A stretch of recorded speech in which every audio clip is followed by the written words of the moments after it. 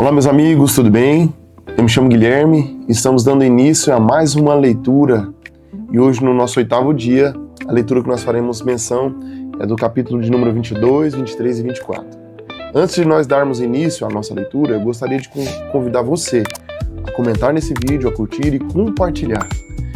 É importante a gente compartilhar esse vídeo com mais pessoas para que a palavra do Senhor seja alcançada, de fato. Bora pro vídeo? A palavra do Senhor fala, no capítulo de número 22, sobre o sacrifício de Isaac. É interessante ressaltar que Deus, o Deus que nós servimos, ele não pede um sacrifício humano.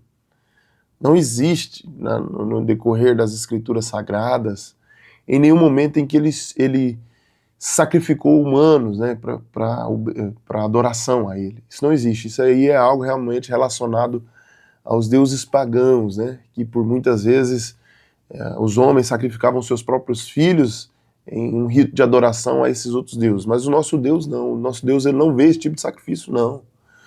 E a palavra do Senhor diz que, ao contrário do que Deus, o Deus que nós servimos, é a natureza dele, ele pede Isaac a Abraão. E isso, de fato, é um teste de fé. Provavelmente você já leu o capítulo de número 22 e sabe que no final era realmente um teste, não para Deus, Deus ele conhece a nossa natureza, mas um teste realmente para Abraão. E esse teste, de fato, nos serve como exemplo. A palavra do Senhor diz que Deus, ao pedir a Abraão, o seu filho Isaac, a palavra do Senhor diz que ele foi conduzido até um monte que se chama-se Moriá, E ele só ganhou esse nome porque, de fato, aos pés desse monte, Isaac questiona Abraão sobre a natureza desse holocausto, aonde estaria o holocausto, onde estaria o cordeiro. E aí Abraão ele fala para Isaac, olha, Deus proverá. Deus proverá, de fato, é o significado do monte, o Monte Moriá. E adentrando um pouco mais a fundo no capítulo 22, nós começamos a ver detalhes, esse diálogo entre Isaac e Abraão, e o simbolismo. Isaac, naquele exato momento, ele simbolizava Cristo, como um filho que realmente ele seria ali utilizado como holocausto. E aí nós vemos aqui o cumprimento desse simbolismo em Jesus Cristo, que de fato foi dado pelo próprio Deus como sacrifício para que os nossos pecados fossem perdoados, para que os nossos pecados fossem realmente remidos, Então a palavra do Senhor diz que Abraão, juntamente com Isaac e mais seus 2 servos, caminham ao pé daquele monte. E aí a palavra do Senhor diz, olha, traz uma riqueza maravilhosa sobre o conhecimento que Abraão tinha do Deus que nós servimos. Ele fala assim para os seus servos, olha, fiquem aqui, eu e o moço, eu e o meu filho, eu e Isaac, subiremos até o monte para adorar a Deus, oferecer sacrifícios ao Senhor. Fiquem aqui e nós voltaremos. Abraão já sabia o pedido de Deus, ele não tinha compartilhado, a palavra do Senhor diz que ele não tinha compartilhado isso com ninguém, nem mesmo com Isaac, mas ele sabia que Deus havia pedido Isaac. Ele falou, olha, nós vamos subir, eu vou sacrificar meu filho lá, mas eu tenho certeza que eu voltarei com ele. Porque nós sabemos de fato que o Deus que nós servimos, ele não pediria de fato um sacrifício completo, assim, de Isaac, Isso é interessantíssimo. Não sei o que se passava pela cabeça de Abraão, mas talvez ele pensasse, olha, pode até ser que eu tenha que realmente sacrificar o meu filho, mas eu tenho certeza que Deus vai dar de volta, porque meu filho é o cumprimento da promessa de Deus. Deus não vai revogar essa promessa. Então a palavra do Senhor diz que Abraão sobe e Isaac dá esse questionamento, olha meu pai, eu estou vendo a lenha, estou vendo de fato tudo para o holocausto, mas não estou vendo aí o cordeiro. E aí a palavra do Senhor diz que Abraão fala ali para Isaac, olha, Deus proverá para si o cordeiro.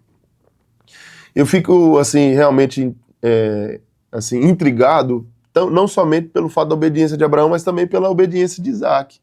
A palavra do Senhor diz que quando Abraão prepara ali realmente a lenha para poder queimar e etc e tal, ele amarra Isaac ali como amarraria um cordeiro e vai para imolar Isaac. E aí eu fico pensando, Isaac confiando ali em Deus e confiando também em seu pai Abraão, se submete, Se submete à vontade ali e de fato entrega a sua vida, para o cumprimento desse sacrifício de adoração. E aí essa palavra, ela vem de encontro aos nossos corações, porque Jesus Cristo também fez isso por nós. Jesus Cristo, ele padeceu mudo, calado, ele foi realmente até o Calvário, e no Calvário ele entregou a vida pela minha e pela sua vida. A palavra do Senhor diz que, ao levantar a mão para imolar Isaac, um anjo apareceu a Isaac, o anjo de Deus aparece, perdão, a Abraão. E o aparecimento desse anjo faz realmente com que Abraão não conclua o sacrifício.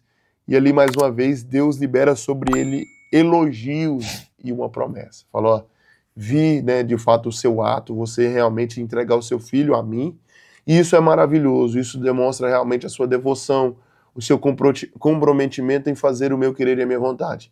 Tá aí um cordeiro preso pelos chifres, um cordeiro branco, e aí a palavra do Senhor diz que Abraão e Isaac sacrificam esse cordeiro, e aí felizes, né, de fato, porque mais uma vez, esse teste de fé foi realmente o cumprimento da vontade do querer de Deus. Já no capítulo de número 23, é um capítulo muito curto, e esse capítulo, de fato, dá ênfase à morte de Sara. A palavra do Senhor diz que Abraão, ainda sendo peregrino, ele não tinha um lugar estabelecido como moradia perpétua, negocia com os moradores daquela terra ali um lugar, um local para poder não somente velar, mas também sepultar o corpo de sua amada esposa. A palavra do Senhor diz que eles ainda oferecem, né, para ele esse terreno de maneira gratuita, mas ele faz questão de comprar, e ali ele compra e paga de fato pelo terreno, onde se tornaria a sepultura dele e futuramente, da sua esposa e futuramente dele também, de outros patriarcas. Já no capítulo de número 24, a palavra do Senhor diz que Abraão ele dá uma ordenança a seu servo Eliezer, seu servo mais chegado, seu servo mais obediente, para que ele pudesse voltar à sua parentela, no meio dos seus parentes, e buscar ali para si uma esposa para o seu filho Isaac. Eu acho interessante que aqui agora a gente começa a entender um pouco mais sobre os atributos de Rebeca, a obediência de Rebeca, o comportamento, a postura. Isso de fato nos faz refletir. Eu te convido de fato, não sei se você... Já no capítulo de número 24, a palavra do Senhor diz que Abraão dá realmente uma ordenança ao seu servo Eliezer. O servo mais próximo de Abraão era Eliezer, era como um amigo, um conhecido bem próximo de Abraão. E a ordenança a Eliezer é que ele voltasse até a terra onde Abraão havia saído, no meio da sua parentela, no meio de seus familiares, e de fato ali, no meio de seus familiares, escolhesse para Isaac, o seu filho, uma mulher. Essa esposa tinha que ser idônea e de fato ser uma pessoa assim, que servisse a Deus. A palavra do Senhor diz que Eliezer conhecia o Deus de Abraão, e ele faz um voto ali com o Deus de Abraão, e juntamente com esse voto ele pede sinais ao Senhor para que essa escolha de fato fosse uma escolha assertiva. E o Senhor, ao cumprimento desse voto, realmente mostra ali Eliezer, de acordo com todos os sinais que ele pedira para Deus, a figura de Rebeca. Dessa vez, a mulher que ele não sabia quem era e nem aonde estava, teve a sua vida descortinada para Eliezer, e ele enxergou de fato como um favor de Deus essa mulher. E como as mãos do Senhor elas fazem as obras completas, ao chegar diante dessa mulher, ele faz a proposta de fato de casamento. Olha, eu vim aqui para poder buscar uma mulher para o meu Senhor, para Isaac. E a palavra do Senhor diz que essa mulher, também tocada por Deus, aceita. E aí inicia-se o cumprimento da vontade do querer de Deus. Ao aceitar ali, realmente, houve ali um tempo em que Eliezer precisou ficar no meio da parentela de Abraão, para que acontecessem os ritos, né, de fato, daquele povo. E o cumprimento desses ritos, de fato, o término, traz um encontro entre Rebeca e Isaac. Esse é o final da nossa leitura diária. Eu gostaria que, de fato, você tirasse um tempo de meditação, não somente leitura, mas meditar nesses capítulos, principalmente no capítulo de número 22 e no capítulo de número 24, que traz ali simbolismos, né, que traz exemplos de comportamento que nós devemos ter, comportamento obediente. E esses capítulos, de fato, ele mexe não somente comigo, mas provavelmente vai mexer com você também.